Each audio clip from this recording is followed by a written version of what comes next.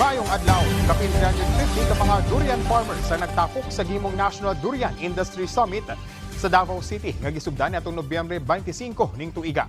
Gipangunahan ang mga aktibidad sa Davao City Durian Industry Council kung asa ilang giimbita ang mga eksperto sa pagtunom og durian nga gikan pa sa Malaysia, Thailand ug Australia. Ang mga eksperto nga gikan sa Malaysia ug Thailand naghisgot sa mga bagong pamaagi sa pagtanom ug pag-amuma sa tanom nga durian. Nakip silang gitudlo mo ang advanced fruit care, advanced flowering technique, advanced farm layout ug uban pa. Gawa sa serye sa forum, doon na sa gipahigayon nga exhibit dinhi, din gipakita ang nagkadaang variety sa durian ingon man mga produktong durian. Natapos among summit niadtong Nobyembre 26 ning tuiga.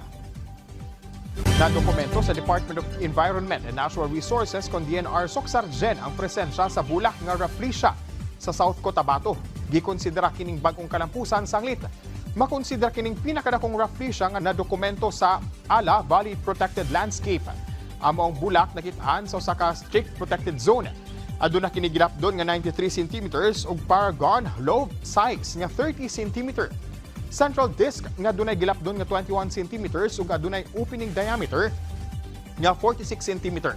Timailhan kini sa kalambuan sa ecological condition sa lugar.